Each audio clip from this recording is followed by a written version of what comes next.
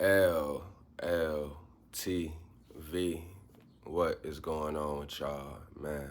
Hey, in this video, we is gonna talk about how to do the spiritual work, because the biggest benefit to understanding that we are all vampires, that life on Earth is a vampiric feeding ground, and the exchanges and flows of energy and survival is just at the base, up under all of this illusion and culture and et cetera, rules and words and standards and history. At the basis of it is just survival, and it's just living, trying to live and trying to survive under whatever climate or circumstances that you yourself has agreed to, put it that way, agreed to or trapped yourself in without having the prior knowledge that you was gonna pick up on in this video. And if you just continue to do the education and knowledge walk on this internet or in books, however you want to do it. But the spiritual work is where it's at, because the spiritual work, well, let me say this, shit can be hopeful or hopeless. You can make your shit hopeful, but it damn near is more hopeless depending on your current circumstance, financially, physically, mentally, and emotionally. But there is one thing that you can always do, one place that you can always make deposits in to make your life better, and that is the bank of your spirituality. That is understanding the truth of this life. That's understanding the truth of yourself, knowing thyself, understanding your chakra systems. Your chakra systems is essentially your emotional center, right? It's your 7 parts of you that is emotional. It's chakra just means energy in motion, or something like that, right? I think the Sanskrit word is Vedas, and it means wheel of energy. Each chakra is a wheel of energy. Each chakra has its own emotional characteristics and its own do's and don'ts, you could damn near say. You could look at each chakra as something that can either be overbalanced or underbalanced or fully balanced. And of course, that is individual specific to the person's life and what they want and what they desire. Deeper than that, understanding your chakras is understanding your feminine. It's understanding the feminine nature, the feminine side of you. We all have 2 sides. We got that side of us that is aggressive, that side of us that is masculine, logical, database, driven by 2 + 2 = 4. But you got that feminine side of you that feels and is intuitive and empathetic toward this life and other people in this life, right? Your left hand, your left side, your masculine side of your brain, logical, intellect, information, database. And it's also the side of you that, if you hear me say left-hand path, this is the side of you that is it's non-caring about whatever the outside world is doing. And that goes for anyone other than you, right? Right. The right-hand side of you, the feminine side, and it really goes with your brain hemisphere, but it's also more allegiant to the emotional system within you. Also, your limbic system that's in the back of your brain. Again, we talking about the right side of the brain. Emotions, intuition, holistic thought, creativity, pleasures, things of that nature. So to balance it out, to even look into it, to investigate it, it is shadow work, and it's essentially dealing with the inner feminine in all of us, right? So boom, how to do the spiritual work. I guess I'm kind of giving y'all reasons why to do the spiritual work, so we're going to continue that now. But it's to balance out your chakras, right? Balance out who and what you are as a person, because this game of life is going to forever test you. Every day that you wake up and decide to go into the outside world and decide to continue on doing this life and this journey, it's going to test you, and it's going to require you to be strong. It's going to require you to be adaptable to the outside world and the outside forces. So yeah, You know, I think I started off the video by saying that it is hopeless at times, life on this planet, depending on your circumstance, depending on what you've gotten yourself into, what you're evolved into, what your ego is holding on to. It essentially just makes your life hard or easy. But the spiritual work is where you will forever be able to win every day. Let's put it that way, because what you're feeling emotionally and internal is an individual feeling. It's very subjective. It's only you experiencing what you're going through, experiencing the emotions that you're going through and the feelings that's arising within, right? Again, all having to do with these 7 chakras: 1, 2, 3, 4, 5, 6, 7. And I've maybe talked, y'all have heard me talk about the 8th chakra because I was reviewing my videos and I was mentioning it. I ain't gonna talk about it in this one, but it's extremely powerful and all important. And we deal and work within the 8th chakra, within the 8th chakra at all times of all day, of every day. I'll give you one key on it before I end up making a separate video on it. But the 8th chakra it essentially boils down to, what do you care about, right?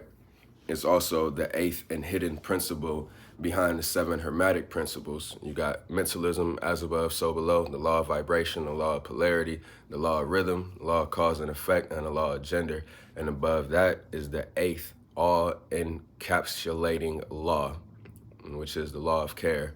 What you care about ultimately generates your reality. What you care about to think about, to continue on doing, to continue on living, to continue on holding on to, all has something to do with what you truly care about. And consciously, you may not even acknowledge it or be aware of it, but so much of our life is just brought out from subconscious programming that's been activated into our subconscious, and it comes out unconsciously within every moment of every given day. So at times when you go unconscious, is because somehow, some way, shape, or form, whatever thing you're into, the conscious mind is taking the back seat, and it's your body and your brain is kind of going on autopilot. Now, to stay conscious at every given second and to stay aware and to always be in tune and on point and tapped in with whatever is going on around you, that's a possibility. It's not something that is accessible and easy for everybody to get into, just full conscious awareness of yourself and your environment and the energies and your psychic abilities and your intuition, knowing and understanding and seeing who and what is going on and what's taking place around you. It's a workout for your brain. It's literally a workout for your brain to keep your spiritual prowess on point, to keep your emotions in tune and in check, to keep your mind tapped in and aware and always just on point. Because y'all would be shocked and surprised to know the amount of information that I listen to and read on a day-to-day basis. But not only have I just chosen this route and this path, but I also see so much benefit of it and in it, having come out on the other side so aware and conscious, and my imagination is just on point, on 10, my third eye, my intuition, all of that stuff. So again, these are the reasons to do the spiritual work. Now, how to do the spiritual work? You literally have to start with meditating and calming down your mind. This world, the way it's just rapidly going and moving and everything is pulling your attention. Look at this, buy this, listen to this, come over here, do this, spend money on this. No, save more money so you could do this. No, my nigga, you have to go within and shut up your mind as best you can. Now, the thing with meditation, when you choose to meditate, you essentially choose to face yourself. You are basically choosing to listen to the bubbles of the mind as they come up, because you can't change your thoughts, or you can't stop your thoughts. Let me say that. You can definitely change your thoughts, and that's very key to what we're doing here. But to stop your thoughts, that damn near happens by itself. It's not like an automatic thing that you can do. It happens when you sleep, and it can happen when you get deep into meditation. But when you do get deep into meditation, you damn near sleeping. because your conscious brain ends up shutting off, and you within the brain, within the shell, within the body, is experiencing your brain from a different perspective and level, I could say. Again, once the conscious 10% neocortex beta brain waves begin to shut off and you slip into not lower vibration, but lower pace vibration, alpha, theta, delta, gamma. Your beta brainwave is your very high, rapid, oh, what's over here? What's over here? What's going on there? No, no, no. You in the mode of just thinking and using your mind and maybe even talking. But for example, when you're working out, you're in an alpha state. Your body is moving and you're very in control and very focused. The blood is all throughout your body rather than just in your head.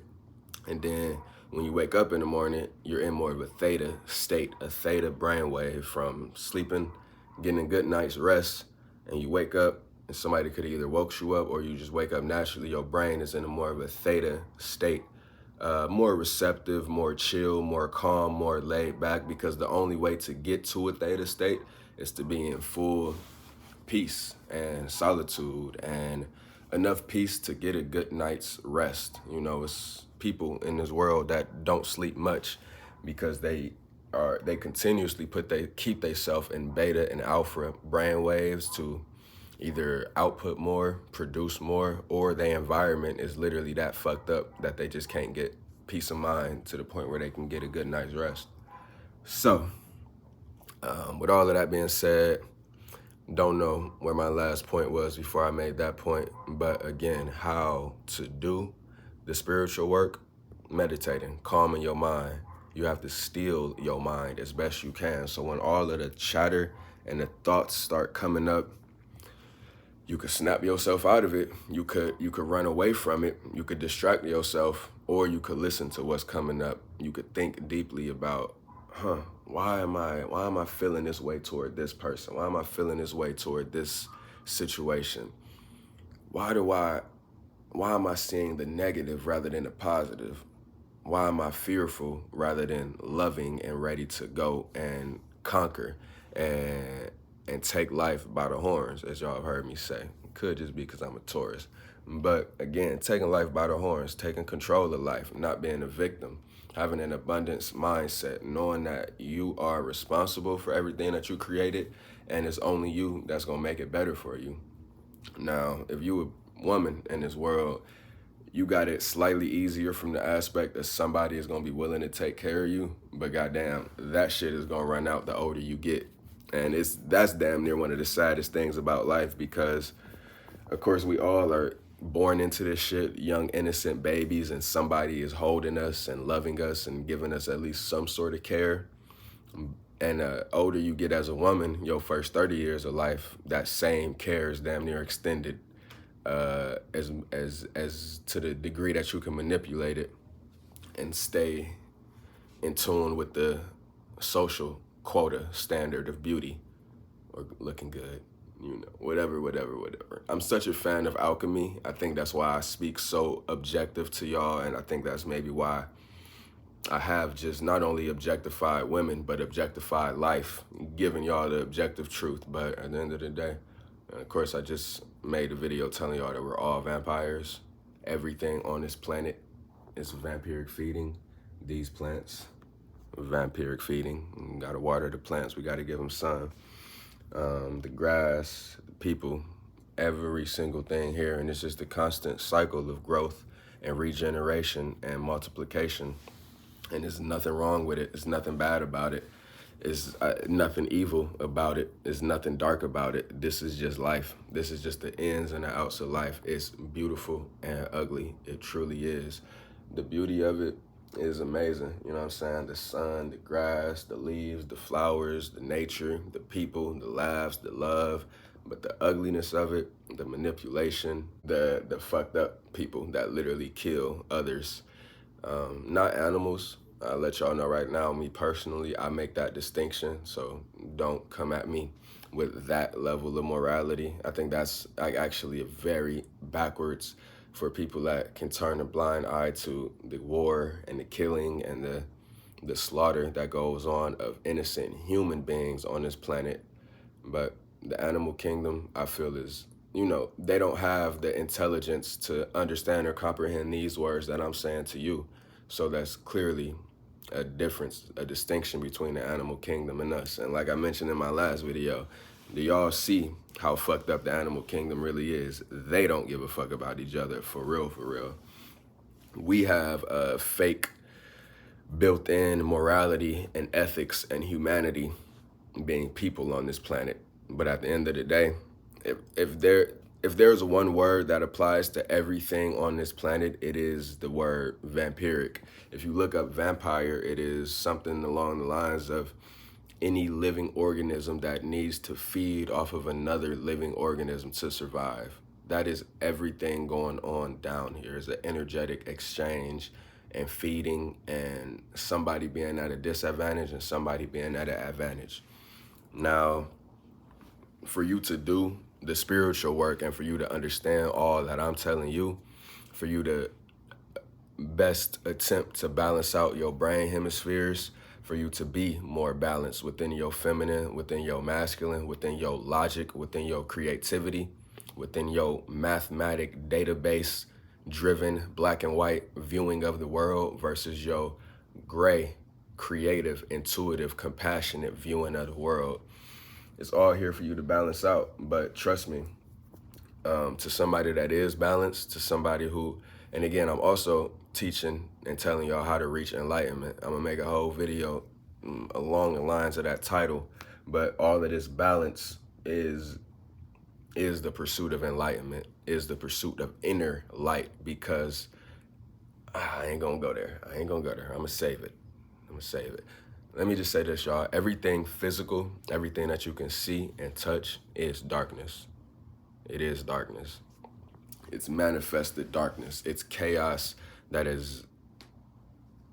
it's chaos encapsulated down into the 3D, into the eye, into our color spectrum of what we can see. When we close our eyes, it's crazy violet light hues and white and extreme rainbow spectrum colors. But when we open our eyes, we see dark, dense matter, the same matter that's condensed into our chakra system. But outside of the spectrum, you got infrared and then blue ray and gamma, this, that, the other. You got so many frequencies on this planet, let's put it that way. But what we see right here in front of us, what's physical, what can be touched, what is here on the cause, on the plane of effect, the plane of effect, manifested effect, it is all dark. Symbolize or imagine the yin yang symbol, right? You got the dark side with a little bit of light in it, and you got the light side with a little bit of dark in it. That light side symbolizes thought and energy and spirit, and that dark symbolizes physical manifested matter, 3D, that's here for you to touch and here for you to see and view and decode and label and et cetera, et cetera. But the basis of this spiritual work, the basis of all of this ancient information that comes from Egypt, that is just the information of the game of life, in our short borrowed time here on this planet. We have rules and laws and things that we know, plain and flat fact, that this is this and this is not this. In our current day and age that we live in, we've been so manipulated and finessed to value the lower chakra reality rather than the higher chakra reality. And when I say the higher chakra reality, that's things involving the heart, things involving words, things involving philosophy and art, and the beauty of life, right? Things involving the lower 3 chakras is the animal of life, the beast within you that wants to fight and fuck and sleep. But the part of you that wants to think higher, cognitive thoughts and exploration and, needs for what are you truly, what is life really, other than just fucking and regenerating and eating and sleeping and enjoying the lower nature pleasures of life. You got higher nature pleasures of life. Again, neither is good or bad because it's all just within this game of life. Right? Right. Boom. How to do the spiritual work. Starts with your meditation, starts with calming your mind, starts with listening to your mind, listening to the thoughts that's coming up. But second to that, you got your chakra system. So with your chakras, you have to understand that it's 7 of them, and then the 8th hidden one that I detailed a little bit. But we can talk about it right now. A brief overview, because I've overviewed it all so much, but I'm gonna do it again right now. Your root chakra involves security, right? Security for you, yourself on this physical plane, has a lot to do with your subconscious as well, because the subconscious is the trauma that we all share. It's the stored trauma. Not even that we all share, but just that we all have. You got the collective trauma, which is shit that's happened to people on this earth, groups of people, cultures of people, and it's a collective embedded trauma into all of us, into our root chakra. It fucks us up when we try to think, when we try to move, when we try to go, when we try to do this. It's like, what is this traumatic energy, this traumatic feeling, this traumatic memory that has us stuck? This is energy, this is emotions, this is a thing inside of you that only you feel, that is either inactive or underbalanced or overactive. You got a lot of greed and you don't give a fuck about nobody else, which I ain't even gonna sit here and tell you wrong, because you just not gonna be around me. But you may have a lot of greed and you don't give a fuck about nobody else or what they doing or what they got going on, and it's just me, eat, go, power, gang, capitalist. And again, that's your God-given right on this planet to be as greedy as possible. It's your God-given right to do all the things that you want to do, to accumulate all the things that you want to do. Sadly, it's like with all of the things that you accumulate, you get the bad side of it too, which is maintaining it, which is keeping it up. Deeper than that, your ego just get attached to things, people, dollar amounts, quotas that you reach for the month, and this and that. So again, it has a lot to do with this physical world and the things of it, your subconscious mind, and your security issues. So to be grounded in your root chakra, you want to focus on your legs and your feet. You want to focus on, if you're sitting or standing right now, feel your toes within the ground. Feel them all planted into the ground. Be solid and know that you are of this earth. Be solid and know that this earth is your home. Yeah, right now at least. Be solid and know that it's up for you to make the change, to create the change. And ultimately, if you just want to be stronger minded and stronger willed and stronger in your physical body and just stronger in this game of life, it starts with your root chakra. It starts with cleansing out the traumatic experiences and things in your head that hold you back, your mind matrix, which only you are feeling and only you are thinking and going through. It starts with feeling stronger and safer and secure in your body. Simple steps, jogging, getting on a treadmill, squats, calf raises. When you do this with your calves, right? These things get you right. Again, feel it in your feet. Your first chakra involves your legs, your feet, and your reproductive system. And with that being said, y'all, I am gonna end this video. Let this be that on the root chakra and how to do some of the spiritual work. It'll probably be a part 2 to this, but yeah, I love y'all, and y'all be excellent and God-like. Don't you ever relax your principles.